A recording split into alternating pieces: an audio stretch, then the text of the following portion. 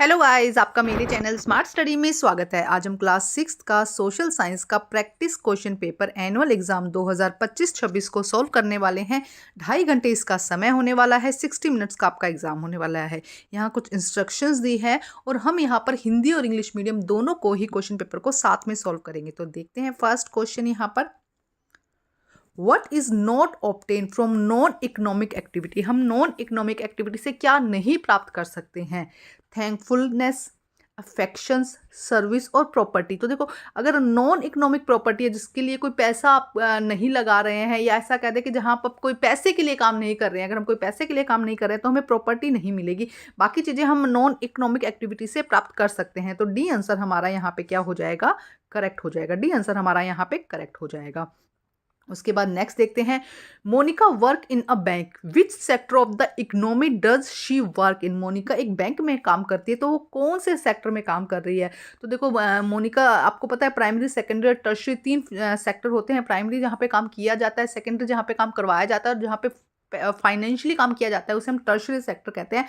तो D sector यहाँ पे क्या हो जाएगा? टर्शरी सेक्टर हमारा यहाँ पे मोनिका काम करे। बैंक क्या हो जाएगा? Tertiary sector. क्वेश्चन नंबर 3 देखते हैं, Who among the following related to the Shiv Ganga movement. Shiv Ganga movement किससे रिलेटेड है? तो महेश शर्मा। ए आंसर हमारा यहाँ पे करेक्ट हो जाएगा।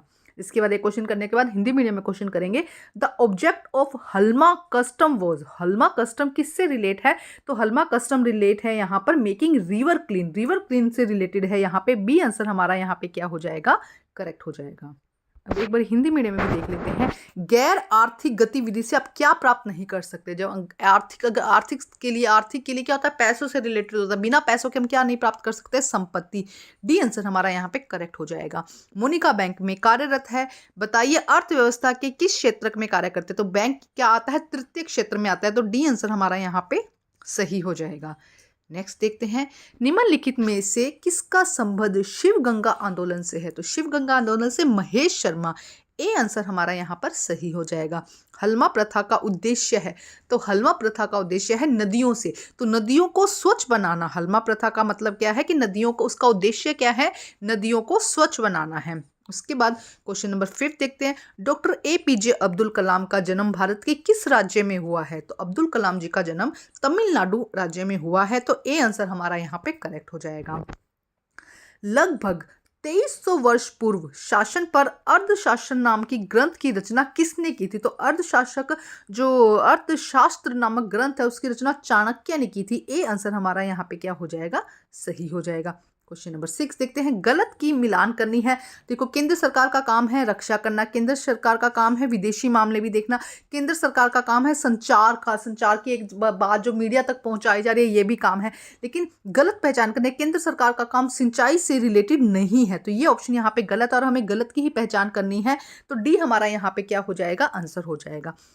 वर्धमान महावीर की जन्मस्थली भारत के किस राज्य में है? तो वर्धमान महावीर का जन्म बिहार में हुआ था। सी आंसर हमारा यहां से करेक्ट हो जाएगा। क्वेश्चन नंबर 9 देखते हैं, निम्नलिखित में से कौन सा पर्व फसल की कटाई से संबंधित है? तो देखो अभी आया ही है, कौन सा हो जाएगा? मकर संक्रांति। मकर संक्रांति है जो फसल की कटाई से संबंधित होता है। सी आंसर करेक्ट हो जाएगा। फारसियों ने भारत के लिए सर्वप्रथम किस संबोधन का उपयोग किया था? जो फारसी आए थे भारत, उन्होंने भारत के लिए क्या शब्द यूज किया था? तो हिंदू। हिंदू यहाँ पे ए आंसर हमारा यहाँ पे क्या हो जाएगा? सही हो जाएगा।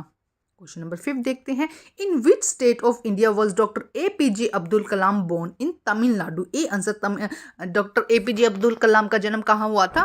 तमिलनाडु में। About 2300 year 23 years 100 year ago book of governance of the Arthashastra was written. Arthashastra किसने लिखा था? चाणक्य ने। ए आंसर हमारा यहाँ पे करेक्ट हो जाएगा। क्वेश्चन नंबर 6 देखते हैं, identify the incorrect match. Incorrect match को हमें देना है। सेंट्रल गवर्नमेंट डिफेंस को देखती है, फॉरेन अफेयर्स को देखती है, कम्युनिकेशन को देखती है, लेकिन इरिगेशन जो है उससे सेंट्रल गवर्नमेंट नहीं देखती है। तो डी आंसर हमारा इरिगेशन। आप लोगों को पता होगा क्या होता है? पानी की सिंचाई करना, पौधों में पानी की सिंचाई करना, उससे हम इरिगेशन कहते हैं। पौधों को पानी देना भी लिख सकते हैं आप इसे। तो इरिगेशन का जो सेंट्रल गवर्नमेंट है उसका कोई भी काम नहीं होता है। In which of the present state India the birth place of the Vardhaman Mahavir. Vardhaman Mahavir का आपको स्टेट बताना है कि उनका जन्म कहाँ पे हुआ था। तो बिहार में। सी आंसर हमारा यहाँ पे सही हो जाएगा। क्वेश्चन नंबर 9 देखते हैं, which of the following festival in directly related to harvest, कौन सा है? यहाँ पे आपको पता होगा मकर संक्रांति, सी आ जाएगा, दिवाली, होली और दशहरा तो नहीं है, तो मकर संक्रांति हो जाएगा। Which term was use by the Parisian of for India, किस जो फारसी थे वो किस वर्ड से इंडिया को उन्होंने प्रिस्क्राइब किया था? तो यहाँ पे आ जाएगा ए, हिंदू। ए आंसर हमारा यहाँ पे सही हो जाएगा। क्वेश्चन नंबर 11 देखते हैं। Which of the following is literary source of history, जो लिटरेचर हम पढ़ते हैं वो किससे पढ़ते हैं? हिंदी, अगर हम ये कहते हैं कि अगर हम हिस्ट्री का जो भी लिटरेचर है वो जनरली किससे पढ़ते हैं? देखो, कॉइन से तो नहीं पढ़ सकते, स्कल्पचर से भी नहीं पढ़ सकते, ज्वेलरी से भी नहीं पढ़ सकते, पोएम से। साहित्य तो हम पढ़ते हैं ना, तो जो लिटरेचर है वो तो हम पढ़ते हैं और वो किससे होता है? कविताओं से लिखा होता है, पोएम से लिखा होता है। तो सी आंसर हमारा यहाँ पे सही हो जाएगा। In which of the following Vedas is information about the river Saraswati first found? In which of the following Vedas is the information about the river Saraswati first, किसने कहा था? तो इसका आंसर यहाँ पे हो जाएगा विच of the following Vedas is the information about the river Saraswati first, किसमें कहा गया था? ऋग्वेद में कहा गया था। तो ए आंसर यहाँ पे क्या हो जाएगा? सही हो जाएगा। हिंदी मीडियम में देख लेते हैं एक बारी। क्वेश्चन नंबर 11 देखते हैं। निम्नलिखित में से कौन सा इतिहास साहित्यिक स्रोत है? साहित्य का स्रोत क्या है? कविता। सी आंसर हमारा यहाँ पे क्या हो जाएगा? करेक्ट हो जाएगा। निम्नलिखित में से किस वेद ने सबसे पहले सरस्वती नदी के विषय में जानकारी मिलती है? कौन से वेद ने सबसे पहले सरस्वती के बारे में बताया? तो ऋग्वेद। ए आंसर हमारा यहाँ पर सही हो जाएगा। क्वेश्चन नंबर 12 देखिए। निम्नलिखित में से किस भारतीय महिला ने सबसे पहले माउंट एवरेस्ट पर फतह हासिल की थी? तो कौन सी महिला ने? तो बछेंद्री पाल। ए आंसर हमारा यहाँ पे क्या हो जाएगा? सही हो जाएगा। उसके बाद नेक्स्ट देखते हैं। मानचित्र मुख्यतः 3 प्रकार के होते हैं। देखो, ये स्टेटमेंट सही है। ग्लोब मानचित्र का एक प्रकार है, नहीं मानचित्र का एक प्रकार नहीं। तो फर्स्ट स्टेटमेंट सही हो जाएगी, सेकंड गलत हो जाएगा। तो सी आंसर हमारा यहाँ पर सही हो जाएगा। नेक्स्ट देखते हैं। सही मिलान करना है यहाँ पर हमको। विश्व का सबसे छोटा महासागर प्रशांत महासागर नहीं है, हिंद महासागर नहीं है, दक्षिणी महासागर नहीं है, आर्कटिक महासागर है। तो सी आंसर हमारा यहाँ पे सही हो जाएगा, विश्व का सबसे छोटा महासागर। अब एक बार इंग्लिश मीडियम में देख लेते हैं। क्वेश्चन नंबर 12 देखिए। विच of the following Indian women was the first conquer mount Everest? कौन सबसे पहले माउंट एवरेस्ट पे गया था? फीमेल। तो बछेंद्री पाल। ए आंसर हमारा यहाँ पर सही हो जाएगा। उसके बाद नेक्स्ट क्वेश्चन देखते हैं। There are mainly 3 type of map. Map के 3 टाइप होते हैं। A globe is a type of map. तो ये स्टेटमेंट गलत है, पहली स्टेटमेंट यहाँ पे सही है। तो सी आंसर हो जाएगा first statement is correct and second is incorrect. तो सी आंसर हमारा यहाँ पर सही हो जाएगा। उसके बाद नेक्स्ट देखते हैं। करेक्ट मैच को लेना है। Smallest ocean in the world, Pacific ocean नहीं है, इंडियन ओशन नहीं है, सॉर्थर्न ओशन नहीं है। तो क्या आएगा? Smallest ocean of the world is Arctic ocean. तो सी आंसर हमारा यहाँ पर सही हो जाएगा। उसके बाद अब आते हैं यहाँ पे शॉर्ट आंसर आते हैं, 2-2 नंबर के हैं। Defined representative democracy. तो आंसर देखते हैं हम सबसे। प्रतिनिधि लोकतंत्र को परिभाषित कीजिए। लोकतंत्र को हमें यहाँ परिभाषित करना है। Defined representative democracy. तो पहले हिंदी में देखते हैं। प्रतिनिधि लोकतंत्र सरकार का वह रूप है जिसमें लोग सीधे शासन नहीं करते हैं बल्कि चुनाव की प्रक्रिया से अपने प्रतिनिधि को चुनते हैं। ये प्रतिनिधि पूरे समूह की ओर से निर्णय लेता है। तो देखो, प्रतिनिधि लोकतंत्र क्या है कि सरकार का वह रूप है जिसमें लोग सीधा शासन नहीं करते कि एक राजा बन गए, ऐसा नहीं होता है, बल्कि चुनाव जैसे हमारे देश में होता है, चुनाव की प्रक्रिया होती है और वो लोग जो जनता है, जनता क्या करते हैं? इन प्रतिनिधि को वोट के द्वारा चुनती है और ये प्रतिनिधि पूरे समूह की ओर से निर्णय लेते हैं। इंग्लिश में देख लेते हैं। Representative democracy is a form of government where people do not rule directly but choose their representative through the election, है ना। इलेक्शन के द्वारा क्या करते हैं लोग, या इस तरह से जनता द्वारा जनता के लिए शासन। ये बहुत ही अच्छी सी लाइन है, इसके लिए आप लिख सकते हैं representative throughout the election these representative meet and make decision for the entire population. Next question देखते हैं। क्वेश्चन नंबर 3 देखते हैं। यहाँ पे क्या कहा गया? समुदाय के महत्व का विश्लेषण करिए और उसके बाद इसके अथवा में दिया गया परिवार का महत्व का विश्लेषण करिए। ठीक है। क्वेश्चन नंबर 4 भी साथ में देख लेते हैं। वेदों के महत्व का उल्लेख कीजिए अथवा वैदिक संस्कृति के महत्व का उल्लेख कीजिए। तो चारों क्वेश्चन को हम साथ में ही देखेंगे। क्वेश्चन 3 एंड क्वेश्चन 4 दोनों में 2-2 क्वेश्चन दिए हैं। अथवा में दिया है तो दोनों में से कोई एक क्वेश्चन यहाँ पर करना है। तो क्वेश्चन 3 का ए है, समुदाय के महत्व का विश्लेषण कीजिए। Analyse the importance of community. देखो यहाँ पे क्या आएगा, समुदाय का महत्व इसलिए है क्योंकि सुरक्षा, समर्थन और अपनेपन की भावना प्रदान करता है। एक समुदाय मतलब एक कम्युनिटी जो है वो क्या करती है, एक सोसाइटी जहाँ पे हम रहते हैं वो क्या करते हैं, हमको सुरक्षा, समर्थन और अपने की भावना प्रदान करता है। लोग अपनी ज़रूरतों को पूरा करने के लिए और सामान्य लक्ष्यों को प्राप्त करने के लिए मिलकर कार्य करते हैं। तो लोग क्या करते हैं, अपनी ज़रूरतों को पूरा करने के लिए, जैसे कि मानो एक सोसाइटी है, वहाँ पे हर चीज़ की व्यवस्था होती है, तो लोग अपनी ज़रूरतों को पूरा करने के लिए और अपने सामान्य लक्ष्यों को प्राप्त करने के लिए मिलकर कार्य करते हैं। यहाँ पे देखो, the importance of community lie in provide security, support and sense of belonging. क्या क्या प्रोवाइड करता है community? Security, support and sense of belonging. People work together to fulfil their needs and achieve common goals, और common goal को achieve करते हैं। Next question देखो क्या है, परिवार के महत्व का विश्लेषण करें। Analyse the importance of family. अब देखो परिवार का क्या महत्व है। परिवार सबकी सबसे छोटी और महत्वपूर्ण इकाई है। समाज की हम बात करते हैं तो परिवार सबसे छोटी और महत्वपूर्ण इकाई है। यह बच्चों को संस्कार, प्यार और सुरक्षा प्रदान करता है। बच्चों के लिए क्या करता है, संस्कार देता है परिवार, सुरक्षा देता है और संस्कार देता है। उन्हें समाज में एक जिम्मेदार नागरिक बनने में मदद करता है। तो परिवार की क्या महत्वपूर्ण भूमिका है, देखो analyse the importance of family, बहुत ही ज़्यादा इंपॉर्टेंट है family. Family is the smallest and most important unit of society. Family is the smallest and most important unit of society. It provides value, love and security to children and help them to grow in responsible member of society. इसके बाद next question था, वेदों के महत्व को समझाइए या वेदों के महत्व का उल्लेख कीजिए। Mention the importance of Vedas. Vedas के इम्पोर्टेंस के बारे में हमें बताना है।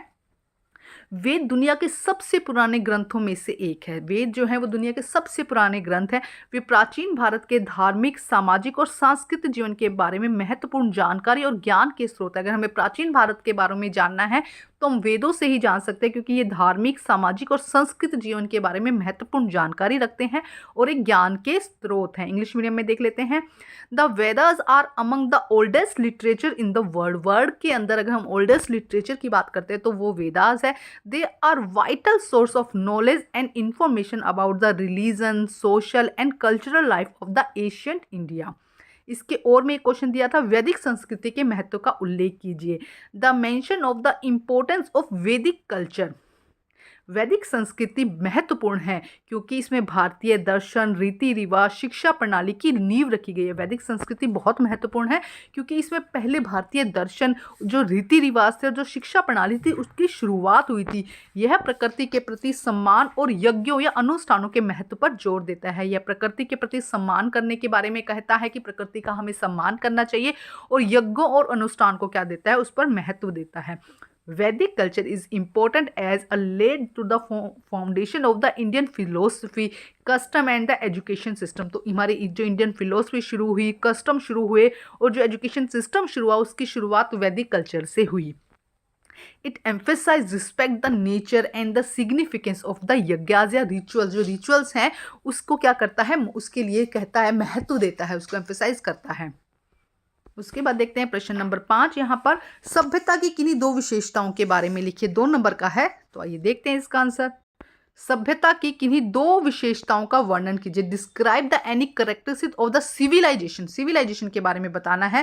तो देखो शहरी जीवन, सबसे पहले शहरी जीवन, शहरों का विकास और व्यवस्थित बनावट, बनावट आ जाएगी, बसावट नहीं बनावट, कि शहरों का विकास सिविलाइजेशन के बाद में ही, जब सभ्यता आई उसके बाद में ही शहरों का विकास होने लगा और व्यवस्थित बनावट शुरू हो गई वहाँ पे। उसके बाद में लोग बसने शुरू हो गए और लेखक प्रणाली, रिकॉर्ड रखने और संचार के लिए लिपि का प्रयोग किया गया। अब धीरे धीरे क्या हुआ, जब लोग वहाँ पे रहने लगे तो वो ये चाहते थे कि हमारे आने वाली जनरेशन को ये चीज़ें पता चले, तो इसलिए उन्होंने रिकॉर्ड रखने शुरू कर दिए इस तरीके की, जिससे कि आगे की जनरेशन को पता चले, और संचार के लिए मतलब एक जगह से दूसरी जगह इन्फॉर्मेशन पहुंचे उसके लिए लिपि का उपयोग करना शुरू कर दिया। आंसर एक बार इंग्लिश मीडियम में भी देख लेते हैं।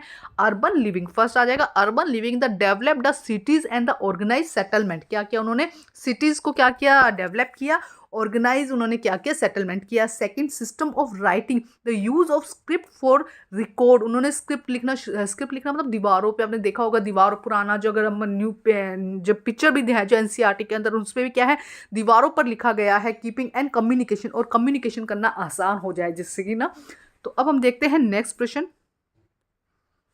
अब प्रश्न नंबर 6 है। ये प्रश्न जो है थ्री मार्क्स के हैं। तो यहाँ पे 6 क्वेश्चन में देखो, भारत की समृद्ध विविधता की व्याख्या उदाहरण सहित दीजिए। भारत तो विविधताओं का देश है। विविधता मतलब वैरायटी बहुत है यहाँ पे हर एक चीज़ की। तो उसके बारे में आपको व्याख्या करनी है इसके उदाहरण सहित। तो उसके बाद में भारत की वस्त्र परंपरा विविधता का किस प्रकार समर्थन करती है, उदाहरण सहित व्याख्या कीजिए। तो वस्त्र परंपरा विविधता दो बतानी है, एक तो समृद्ध विविधता बतानी है और एक वस्त्र विविधता बतानी है। अथवा दिया गया क्वेश्चन नंबर 7 को भी यहीं देखते हैं। प्रारंभिक मानव की जीवन शैली की व्याख्या कीजिए। अथवा में क्या है, इतिहास के अध्ययन के लिए किन्हीं 3 कलात्मक स्रोतों की व्याख्या कीजिए। तो 7वां और छठे दोनों में ही ऑप्शन दिए गए हैं। दो नंबर 3 नंबर के क्वेश्चन है। एक छठे में से एक करना है, 7वें में से एक करना है। तो आइए देखते हैं इनके आंसर। प्रश्न देखो, उदाहरण सहित भारत की समृद्ध विविधता की व्याख्या कीजिए। Explain the rich diversity of India with example. Explain the rich diversity, कौन सी डाइवर्सिटी यहाँ पर है उसके बारे में विद एग्जाम्पल आपको बताना है। तो हिंदी में देखते हैं पहले। भारत एक विविधताओं वाला देश है जहाँ विविध धर्मों जैसे कि हिंदू, मुस्लिम, सिख, भाषाएं जैसे कि हिंदी, तमिल, संस्कृत, पंजाबी, उर्दू, है ना, एंड खान पान जैसे कि इडली, परांठा, डोसा, कुछ भी लिख सकते हैं, कि तरह के अलग अलग तरह के लोग रहते हैं। भौगोलिक रूप से भी भारत में कहीं पहाड़ हैं, कहीं रेगिस्तान है, जो इसकी विविधता को बढ़ाता है। तो अलग अलग की विविधताएं, अलग अलग की टाइप के लोगों के बारे में बताना है कि यहाँ पे अलग अलग धर्मों के लोग रहते हैं, उनके एग्जाम्पल दे देना। अलग अलग भाषाएं बोलते हैं, राजस्थानी, गुजराती, हिंदी, मराठी, कुछ भी लिख सकते हैं। अलग अलग तरीके का खान पान खाते हैं, अलग अलग तरीके के कपड़े पहनते हैं। और इसके अलावा अगर भूगोलिक तरीके से भी देखा जाए, भारत की ज़मीन भी देखी जाए, तो कहीं पर पहाड़ है, कहीं रेगिस्तान है, जो इसकी विविधता को बढ़ाते हैं। इंग्लिश मीडियम में देख लेते हैं एक बार इस क्वेश्चन को। देखो, India is a land of diversity where people different religion like Hindu, Muslim, Sikh, language Hindi, Tamil, Gujarati, Rajasthani and food habit idli, paratha live together. ये सारे लोग इकट्ठे रहते हैं। जियोग्राफिकली अगर हम देखते हैं तो India has mountains as well as desert in this is diversity, जो इसकी डाइवर्सिटी को क्या करता है, बढ़ाता है। नेक्स्ट देखते हैं, भारत की कपड़ा या वस्त्र परंपरा विविधता को कैसे समृद्ध करती है, उदाहरण सहित बताइए। How does the India textile traditional in rich diversity. Textile में किस तरीके की ट्रेडिशनल डाइवर्सिटी है, विद एग्जांपल आपको एक्सप्लेन करना है।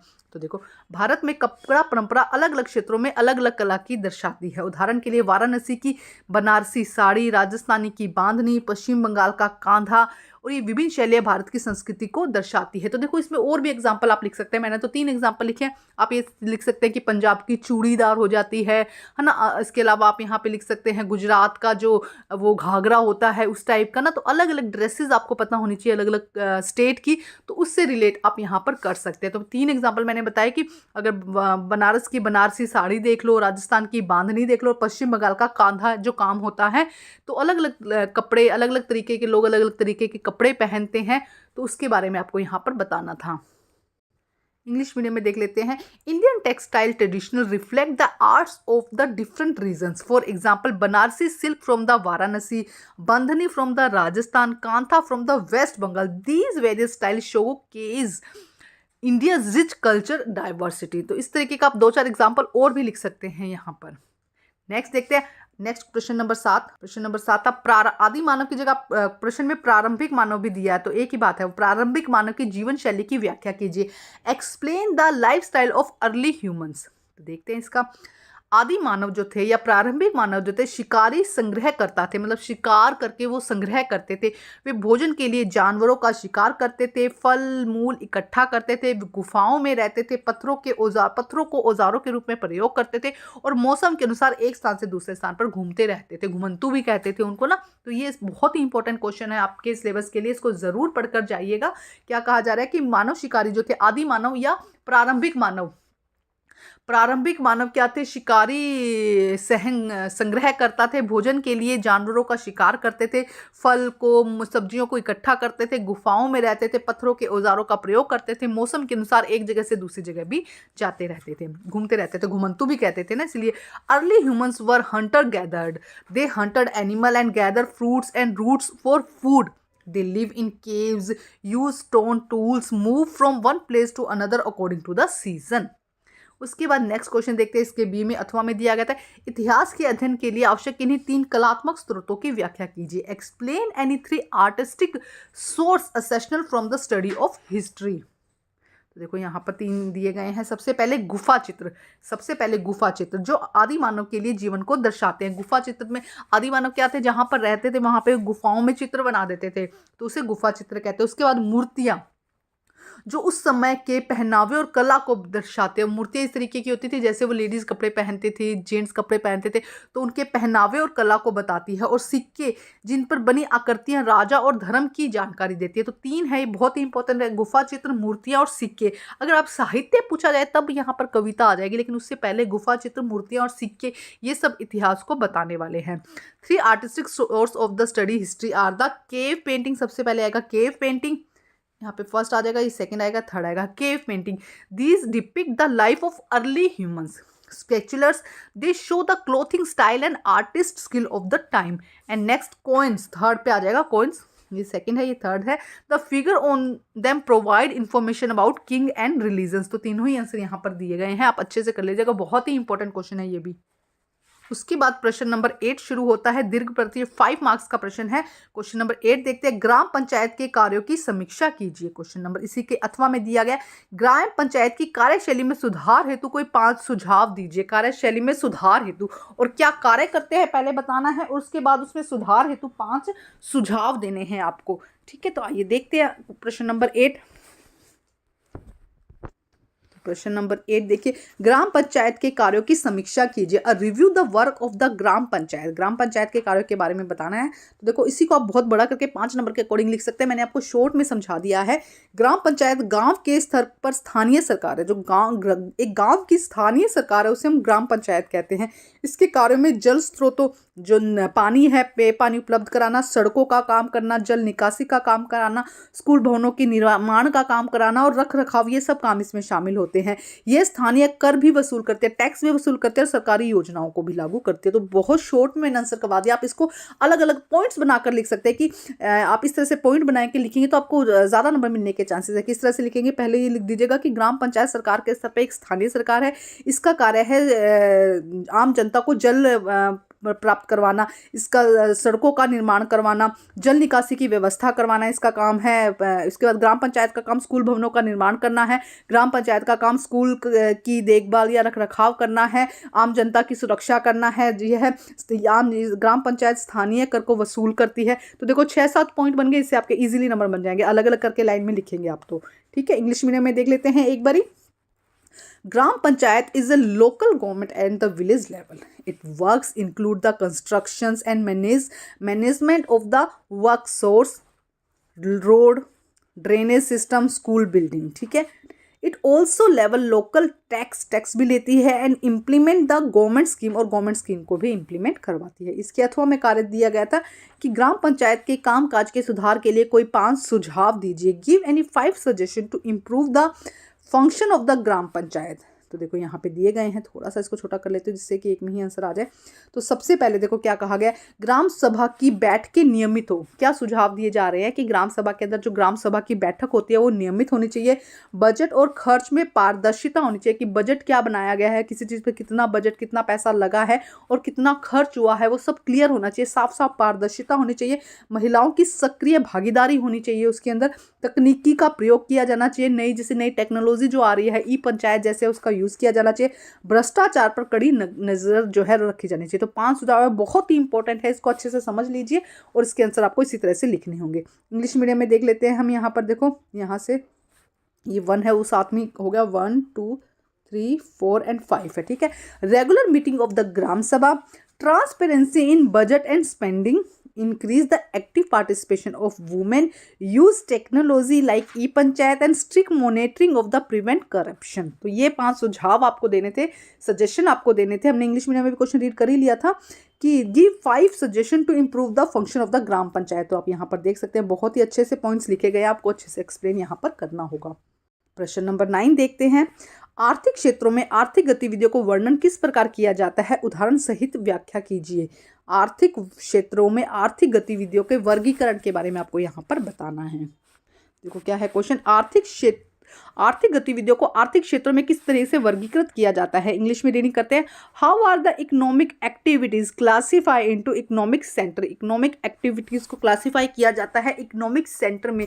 Explain with example. तो देखो कहा 3 क्षेत्र में विभाजित किया गया है। सबसे पहले आता है प्राथमिक क्षेत्र, प्राकृतिक संसाधनों का उपयोग करना। ये बहुत इंपॉर्टेंट क्वेश्चन है, हर साल पूछा जाता है, जरूर अच्छे से याद करके जाइएगा। 3 क्षेत्र होते हैं। सबसे पहले है प्राथमिक क्षेत्र, जहां पर प्राकृतिक संसाधनों का उपयोग किया जाता है उसे हम प्राथमिक क्षेत्र कहते हैं, जैसे कि खेती। द्वितीय क्षेत्र जहां विनिर्माण, जहां पर काम किया जाता है, जैसे कपास से कपड़ा बनना, खेती करके हमने कपास उगा लिया, अब कपास से कपड़ा बनने का जो काम है वो विनिर्माण में आ जाता है, द्वितीय क्षेत्र में आता है। और तृतीय क्षेत्र में सेवाएं प्रदान करना, जहां पे सेवाएं दी जाती है, जैसे बैंकिंग और परिवहन, उसके बाद उनको बेचा जाएगा दुकानदार के थ्रू ना, तो ये आंसर आ जाएगा बैंकिंग और परिवहन। 3 याद कर लीजिएगा, बहुत बहुत बहुत इंपॉर्टेंट क्वेश्चन है। इंग्लिश मीडियम में देख लेते हैं एक बार हम इसको। देखो यहाँ पे फिर से नंबरिंग में थोड़ा गड़बड़ हो गया, ये आ जाएगा 1, ये आएगा 2 और ये आएगा 3। देखो प्राइमरी सेक्टर, 3 सेक्टर है इसके, primary, secondary and tertiary sector. Primary sector use to natural resources, natural resources को यूज करना, लाइक अ फार्मर। एक बार क्वेश्चन अगर इंग्लिश में रीड कर लेती हूँ, how are the economic activities classify into economic sector, explain with examples. तो अब देखो सबसे पहले आता है प्राइमरी सेक्टर। प्राइमरी सेक्टर में क्या हो जाएगा, use of natural resources, natural resources का यूज करना, लाइक अ फार्मिंग। सेकेंडरी सेक्टर, मैन्युफैक्चरिंग, उस जो प्राइमरी सेक्टर से जो चीज़ बनी है, कपास, जैसे कि हमने खेती करी तो कपास आया है, कॉटन बना है, उस कॉटन से कपड़ा बनना, making cloth from the cotton. और थर्ड आता है tertiary sector, provide service, service जहाँ पर दी जाती है, लाइक बैंकिंग एंड ट्रांसपोर्ट। तो ये हमारा यहाँ पे आंसर हो जाएगा। अब आता है खंड डैश, जिसके अंदर केस आधारित प्रश्न है। सबसे पहले देखो एक पैराग्राफ दिया गया, उससे फटाफट मैं रीड करूंगी हिंदी और इंग्लिश में, फिर आंसर हम साथ में ही देखेंगे। पर्वतीय भूभाग सामान्य रूप से खड़े ढलानों के साथ उबड़ खाबड़ या ऊंचे नीचे होते हैं, इसीलिए कुछ ही घाटियों में नियमित रूप से कृषि की जा सकती है। ढलानों पर वेदिका कृषि अथवा ढलान कृषि, ढलान की भूमि को काट कर सीढ़ीनुमा स्थान पर कृषि करना एक प्रचलित प्रथा है। विश्व भर में अनेक पर्वतीय क्षेत्रों में कृषि की जगह पशुपालन को अधिक महत्व दिया जाता है। पर्यटन पर्वतीय लोगों के लिए आय का एक महत्वपूर्ण साधन है। पर्वतों की स्वच्छता, हवा, मनोहर प्रकृति दृश्य सभी पर्यटकों को आकर्षित करते हैं। कुछ पर्यटक पर्वतों को साहसिक खेलों के लिए भी जाने जाते हैं, जैसे कि स्काइडिंग, हाइकिंग, पर्वतारोहण और पैराग्लाइडिंग। अनेक शताब्दियों से लोग पवित्र स्थलों की ओर तीर्थ यात्रा किए जाने के लिए पर्वतों की यात्रा करते हैं, परंतु बहुत सारे पर्यटकों को एक साथ आने से पर्यावरण पर दबाव पड़ता है, इससे सही संतुलन पाना कठिन हो जाता है। तो प्रश्न देख लेते हैं एक बार तीनों इसके। पर्वतीय भूभाग में किसी एक विशेषता का उल्लेख कीजिए। पर्वतीय लोगों की आय का मुख्य साधन क्या है? पर्वतीय पर्यावरण को संतुलन बनाए रखने के लिए कोई उपाय आपको बताने हैं। इंग्लिश में एक बार रीड कर लेती हूँ। The mountains terrace are use to rugged of rough and has steep slopes. This mean to regular farming can only the practice in some village. Cultivation is the practice in the slope by cutting step into the slope. This is called terrestrial farming. In the many mountains region are word heading the perform the occupation are over agriculture. Tourism is often and the important source of income for people living in the mountains. The Crips Mountains and the scene's beauties attract many tourists. Some tourists also go the mountain sports such as skiing, hiking mountains and paragliding. For many centuries, people have also traveled these upland and pilgrims to holy cities. But expensive flow of the visitor can put the fragile mountain and environment under the pressure. It is often difficult to the manage right balance. Okay. Mention the characteristics of the mountain terrace. Second, what is the important source of the income? And third, describe the measure necessary action maintain the balance of the mountain environment. तो पहला प्रश्न, पर्वतीय भूभाग की विशेषता बताइए। Mention the characteristics of the mountain terrace. इसमें खड़ी ढलाने और ऊंचे शिखर होते हैं। सबसे पहले क्या कहा गया, इसमें खड़ी ढलाने और ऊंचे शिखर होते। It has steep slope and very high peaks. उसके बाद सेकंड, पहाड़ों में रहने वालों की मुख्य आय बताइए। And important source of income of people live in mountain, पर्यटन एंड सीढ़ीदार खेती आप यहाँ पे लिख सकते हैं। इसके अलावा पशुपालन भी इसमें ऐड कर सकते हैं, पशुपालन भी ऐड कर सकते हैं। तो पर्यटन हो जाएगा, सीढ़ीदार खेती ट्रेसिंग फार्मिंग हो जाएगा एंड पशुपालन हो जाएगा। Tourism, terrestrial farming and animal husbandry हो जाएगा इसके अंदर।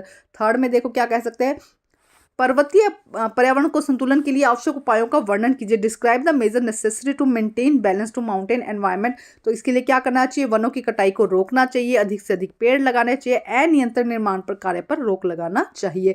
Stop deforestation, planting more tree and banning control the construction. इसके अलावा जो ट्रैवलर्स वहाँ पर आ रहे हैं, जो विजिटर वहाँ पे आ रहे हैं, उनको भी कंट्रोल करना चाहिए कि एक टाइम में इतने ही विजिटर्स यहाँ पर आ सकते हैं, ये भी आप इंक्लूड कर सकते हैं। क्वेश्चन नंबर 11 देखते हैं यहाँ पर। The Vedas come from the Sanskrit via means in the knowledge. We briefly mentioned then the Rig Veda and earlier chapter. In fact, there are 4 Vedas: Rig Veda, Yajur Veda, Sam Veda, and Earth Veda. They are the most ancient texts in India, indeed among of the most ancient of the world. The Vedas consist thousands of rhymes and the prayers in the form of the poem and songs that were orally and written. These hymns are the composed by the Sapta, Sidhu, and the reasons. It's difficult to say exactly. Rig Veda, the most ancient of the 4, was composed expert by the proposed date by the reigning from the 5th to 2nd millennium BCE. So anything between 100 to 200 generation, these texts have been committed by the memory of these rigorous training and passed on the orally with hardly and alternation. Question देखते हैं इसके, देखो read किया मैंने, ज़्यादा समझाया नहीं है इसको. Where are the Veda compose, which of the oldest Veda, write the name of the Vedas of the what media they were transmitted in ancient medium. देखो क्या कहा जा रहा है. वेद शब्द संस्कृत भाषा विद से आया है जिसका अर्थ ज्ञान होता है. पिछले अध्याय में ऋग्वेद का उल्लेख किया गया है. वास्तव में 4 ऋग्वेद, यजुर्वेद, सामवेद और अर्थवेद है. ये सबसे भारत के प्राचीन ग्रंथ है. वस्तुतः विश्व के प्राचीन ग्रंथों में से एक है. वेदों में हजारों रचनाएं, कविताएं और गीतों के रूप में लिखी गई है. ये लिखित रूप में नहीं थी परंतु इनका मौखिक पाठ किया जाता था. ये रचनाएं सप्त सिंधु क्षेत्र से रची गई है. यहाँ कहना कठिन है कि इन चारों ग्रंथों में से सबसे प्राचीन ऋग्वेद की गणना कब हुई. विशेषज्ञों ने इसकी रचना 5वीं से दूसरी शताब्दी पूर्व के बीच में किए जाने का प्रस्ताव किया है. इस प्रकार 100 से 200 पीढ़ियों तक गहन प्रशिक्षण के माध्यम से स्मृतिबद्ध किए गए मौखिक रूप से किए विशेष परिवर्तनों के बाद आज ये सेपरेशित किए गए हैं. तो वेदों की रचना कहाँ हुई है, सबसे प्राचीन वेद कौन सा है. ऋग्वेद अभी हमने यहाँ पे अभी हमने देखा है ऋग्वेद सबसे प्राचीन हो जाएगा. वेदों के नाम लिखिए, तो इन चारों वेदों के आपको नाम लिखने हैं और इनमें से प्राचीन किस माध्यम में संप्रेषित किया गया है, ये मौखिक रूप में किया गया है, इसके बारे में आपको बताना है. तो फर्स्ट क्वेश्चन का आंसर यहीं से देख लेते हैं कि वेदों की रचना कहाँ की गई है. तो ये रचनाएं सप्त सिंधु क्षेत्र में रची गई है. तो फर्स्ट का आंसर यहाँ पर ये हो जाएगा. यहाँ पर एक बार फर्स्ट क्वेश्चन देखते हैं. Where was the Veda compose, they were compose the Sapt Sindhu reason. यहाँ पे ये फर्स्ट का आंसर आ जाएगा. सेकंड का देखते हैं आंसर. सेकंड देखो, सबसे पुराना वेद कौन सा है. विच इज द ओल्डेस्ट वेदा. ऋग्वेद सबसे पुराना वेद है. ऋग्वेद इज द ओल्डेस्ट वेदा. वेदों के नाम लिखिए और प्राचीन काल में किसमें प्रेषित थे. Write the name of the Vedas throughout the medium they were transmitted to Asian time. तो 4 वेद थे, मैंने भी बताया था, ऋग्वेद, सामवेद, यजुर्वेद एंड अर्थवेद. इन्हें मौखिक रूप से सुनकर या बोलकर याद किया जाता था या सिखाया जाता था. There are 4 Vedas, Rigveda, Samaveda, Yajurveda and Atharvaveda, and they are transmitted orally and listen and writing. अब नेक्स्ट देखते हैं, प्रश्न नंबर 12वां देखते हैं. पंचायत शासन को लोगों के समीप लाती है. निर्णय लेने के लिए प्रक्रिया में ग्रामीण की सक्रिय भागीदारी संभव है. यही कारण है कि पंचायती व्यवस्था जिसे पंचायती राज के नाम से जाना जाता है, स्वयं शासन का रूप है. देखो यहाँ पे दिया गया है कि जिला के अंदर अगर हम बात करते हैं तो जिला के अंदर जिला पंचायत होती है, जिला परिषद होती है. खंड स्तर में खंड पंचायत या पंचायत समिति या मंडल परिषद होता है और ग्राम स्तर में ग्राम पंचायत या ग्राम परिषद होता है. उपरोक्त अनुच्छेद शासन की किस व्यवस्था प्रणाली को दर्शाता है. पंचायत व्यवस्था को. ग्राम पंचायत के अध्यक्ष को क्या कहा जाता है. ग्राम स्तर में इन व्यवस्था के किन्हीं 2 कार्यों का उल्लेख कीजिए. इंग्लिश में रीड कर लेते हैं एक बारी. Panchayat brings governors close to the people, making possible for them activity participate in decision making process. Why the panchayat system is known. The panchayat raj is a form of the sense government. District level पर district panchayat या जिला परिषद, block level पर block panchayat, panchayat समिति and मंडल परिषद, और village level पर ग्राम पंचायत या विलेज परिषद आ जाएगा. Which tier government does the above the passage depict. Question number 2, which is head of the village panchayat is called and mention any 2 function of the village level. तो देखो first में क्या कहा गया है. उपरोक्त अनुच्छेद में शासन के किस स्तर को दर्शाया गया है. Which tier of government does the above passage depict. यहाँ स्थानीय स्तर या पंचायती राज के बारे में बताया गया. ऊपर लिखा गया था कि पंचायती राज है. It depict the local level और पंचायती राज. ग्राम पंचायत के मुखिया को क्या कहा जाता है. What is the head of the village panchayat is called sarpanch. हम क्या कहते हैं उसको, सरपंच कहते हैं. ग्राम स्तर पर प्रणाली के किन्हीं 2 कार्यों को बताइए. Mention any 2 function of this system at the village level. सड़कों का रखरखाव करना और स्वच्छता की व्यवस्था करना. Maintenance of road and arranging the sanitation. Question number 13 देखिए. ऐसी आर्थिक गतिविधियां जिसमें लोग प्राथमिक क्षेत्र पर आधारित वस्तुओं को रूपांतरित करके अन्य वस्तुओं का उत्पादन करते हैं, इन्हें द्वितीयक गतिविधियां, द्वितीयक क्षेत्र की आर्थिक गतिविधियां कहते हैं। द्वितीयक क्षेत्र में भवनों, सड़कों आदि का निर्माण, पानी, बिजली जैसी आवश्यक वस्तुओं को प्रदान करना सम्मिलित होता है। इसमें उद्योग, उत्पादन एवं उत्पादनों के विनिर्माण भी सम्मिलित है, जिसमें प्राथमिक क्षेत्र से कच्ची सामग्री को रूपांतरित करके बेचने और स्वयं उपयोग करते हैं। तो देखो, आर्थिक गतिविधि किसे कहते हैं? ऐसी आर्थिक गतिविधियां जो प्राथमिक क्षेत्र पर आधारित वस्तुओं को रूपांतरित करके अन्य वस्तुओं का उत्पादन करती है, उन्हें हम आर्थिक गतिविधियां कहते हैं। द्वितीय क्षेत्र की गतिविधि का एक उदाहरण दीजिए। तो ये रहे उदाहरण। द्वितीय क्षेत्र की गतिविधि को विनिर्माण का उद्योग क्यों कहा जाता है? तो देखो, ये वाली लाइन आ जाएगी। अभी अच्छे से समझा दूंगी, बट आंसर आपको यही मिल गए।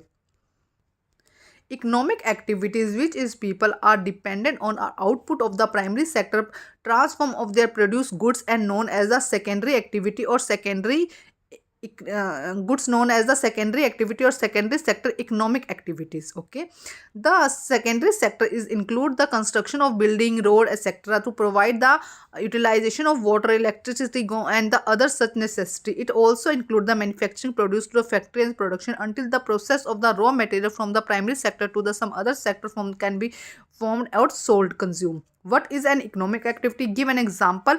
यहाँ पे देखो, ये सारे एग्जाम्पल दिए गए। फर्स्ट 2 लाइन इसका आंसर हो जाएगा। Why are the secondary activities called manufacturing industry? यहाँ से थर्ड लाइन का आंसर हो जाएगा। आंसर हम देखते हैं। फर्स्ट क्वेश्चन, आर्थिक गतिविधि क्या है? What is an economic activity?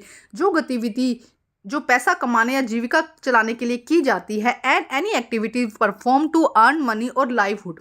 अच्छा, सेकंड, द्वितीय क्षेत्र की गतिविधि का एक उदाहरण दीजिए। Give an example of the secondary sector. गन्ने से चीनी बनाना, कपास से हम ये कह दें कि कपड़ा बनाना, कुछ भी आप लिख सकते हैं। Making sugar from sugar cane, making cloth from cotton, कुछ भी आप यहाँ पे लिख सकते हैं। द्वितीय क्षेत्र की गतिविधि को विनिर्माण उद्योग क्यों कहा जाता है? Why is the secondary sector activity called the manufacturing industry? क्योंकि इसमें मशीनों द्वारा या हाथों का उपयोग करके कच्चे माल को नए उत्पादों में बदला जाता है। Because they are involved converting the raw material into new product using machine और hands.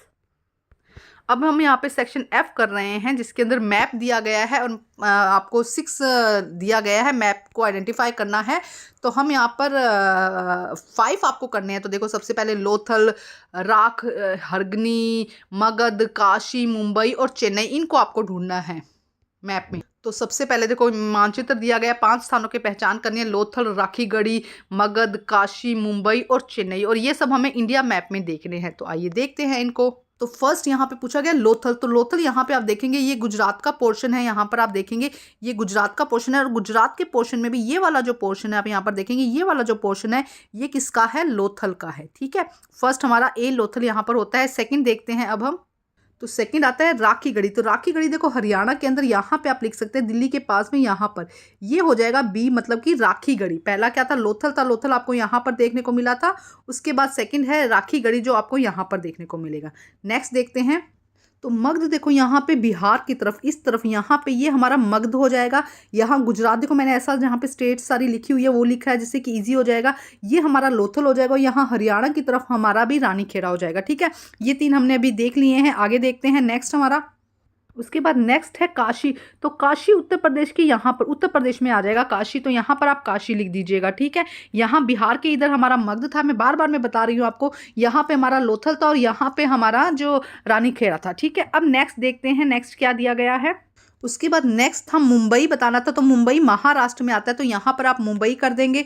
ठीक है, उसके बाद में आता है चेन्नई। तो चेन्नई तमिलनाडु में है, तो तमिलनाडु के यहाँ पर आप इसको टिक कर देंगे। तो ये हो जाएगा चेन्नई। देखो, यहाँ पे लोथल है, यहाँ पे एक सेकेंड, यहाँ पे हमारा रानीखेड़ा हो जाएगा। उसके बाद में यहाँ बिहार के पास हमारा मगध हो जाएगा, और उत्तर प्रदेश में हमारा काशी हो जाएगा। तो थोड़ा सा ऊपर की तरफ करिएगा, यहाँ पे काशी हो जाएगा। तो ये हमारा इंडिया का जो मैप है 5 नंबर का है, आपको अच्छे से करना है ये सारा। आपको मेरे चैनल पे सभी सब्जेक्ट के सैंपल पेपर सभी क्लासेस के मिल जाएंगे। अच्छे से तैयारी करके अपने अच्छे नंबर लाइए और अपने फ्रेंड्स में ज़रूर शेयर कर दीजिएगा। Thank you guys. आपको मेरे चैनल पे सभी सब्जेक्ट के सैंपल पेपर मिल जाएंगे। अच्छे से तैयारी करके अपने अच्छे मार्क्स आप ले आइए। Thank you guys.